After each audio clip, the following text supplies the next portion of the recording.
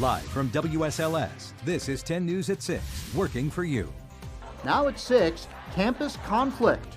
The more they try to silence us, the louder we will be. Tensions over the war in Gaza now leading to dozens of arrests at Virginia Tech. One side is clearly the aggressor, and the other side is one that's clearly the ones that are being oppressed. We will not rest until there is a free Palestine. Their feelings are completely valid. Team coverage. Covering all angles of these protests that are spreading across the U.S. Good, spreading right here into our backyard with dozens of arrests at Virginia Tech over the weekend. Students from coast to coast are demanding an end to the war in Gaza and for schools to stop funding companies tied to Israel. So 10 News reporter Abby Coleman is in Blacksburg tonight as we start things off at the Jewish Student Center to see how the movement is impacting Hokies on the other side. Abby? Jewish students tell me they feel intimidated today, not just in the wake of last night's protest, but in the entire last few months since the initial attack by Hamas. I spoke with the president of Hokies for Israel today, who tells me she believes everyone should feel safe on campus, regardless of their belief.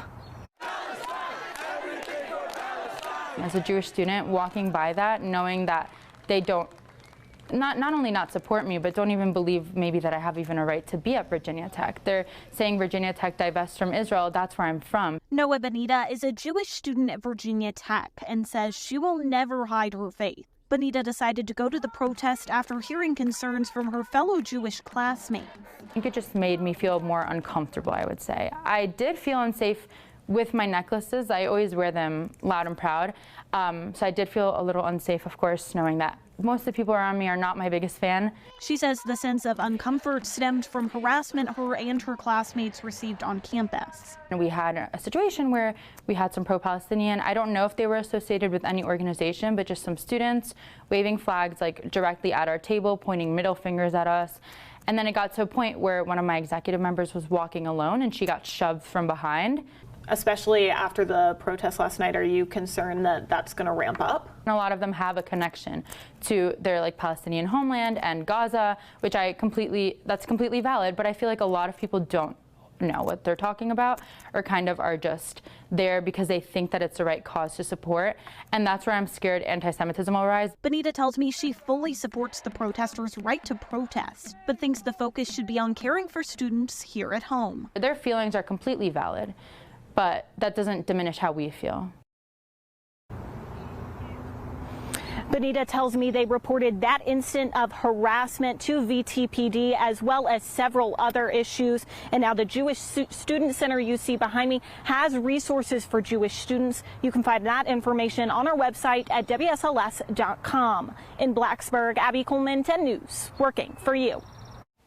Let's tell you more about these arrests now. 82 pro-Palestinian demonstrators, including 53 Hokies, are facing trespassing charges for those protests at Virginia Tech. 10 News reporter Kelly Marsh is live at the Graduate Life Center tonight. That's where all the arrests happened. So, Kelly, what do the students have to say about those actions?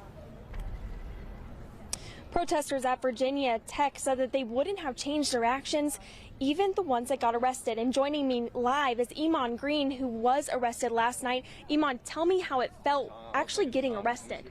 It was disappointing, but it wasn't surprising. And I'd say it wasn't surprising because President Sand's message came out to Virginia Tech today, and it kind of elaborated what we felt from the police that night.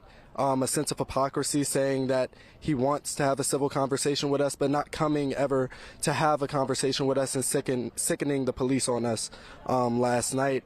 And we expected that reaction, but it's still disappointing nonetheless. So I mean, that's really the gist of how it felt.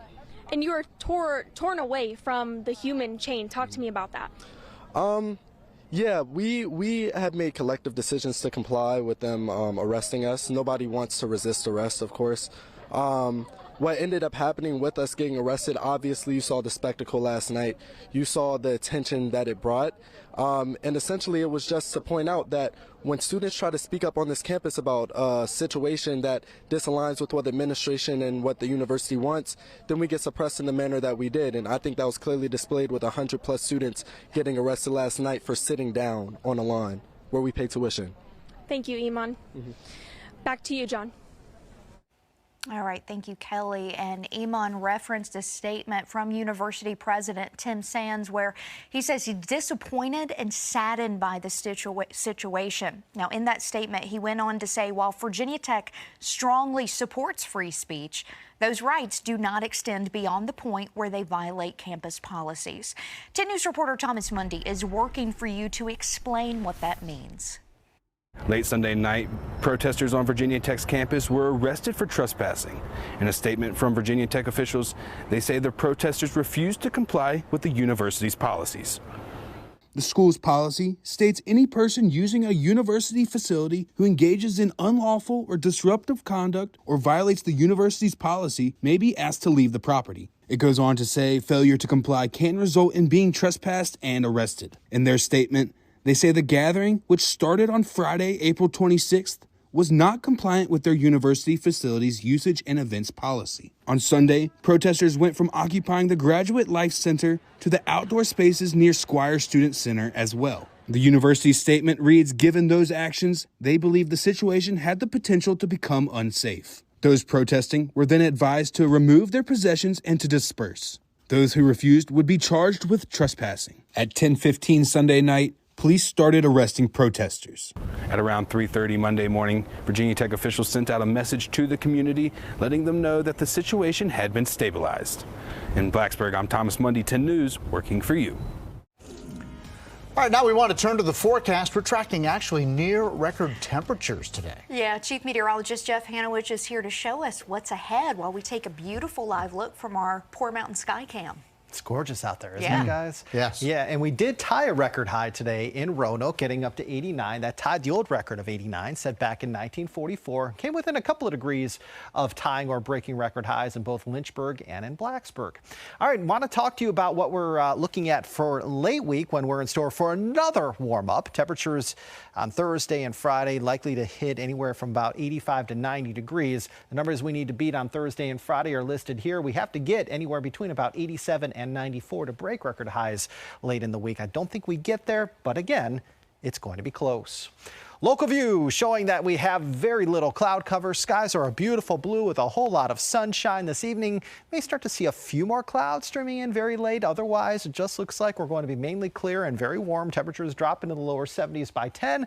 And Tuesday starts with temperatures in the 50s and 60s. Highs tomorrow low to mid 80s. In the morning, we see some sunshine. By afternoon, we're going to be mainly cloudy. And after about 2, 3, 4 o'clock tomorrow afternoon, we're going to have a better chance for some hit or miss showers or thunderstorms. Rachel? A man wanted for a homicide in Lynchburg earlier this month is still on the run tonight. Take a look at your screen. Police just identified 23-year-old Trayvon Brunson, who you see there, as the man responsible for the crime. The shooting happened 2 weeks ago near 12th and Main Street downtown. A 37-year-old man died while a second person was hurt. No word yet on a motive. How about this? A rescue mission gone right. A man is recovering after a motorcycle crash on the Blue Ridge Parkway sent him nearly 100 feet over an embankment. 10 News reporter Amy Cockrum spoke to first responders on the scene. A scary situation here on the Blue Ridge Parkway. I spoke with fire crews who jumped into action to save a man's life. It's our role to make sure we're putting all the things in place to give anybody that's critically ill or injured a fighting chance, and we certainly feel like we did that in this event. Botetourt County Fire and EMS Chief Jason Ferguson says the motorcycle crash left one man nearly 100 feet over an embankment. You can see in these pictures, first responders used a rigging system to safely rescue the patient and keep first responders safe too.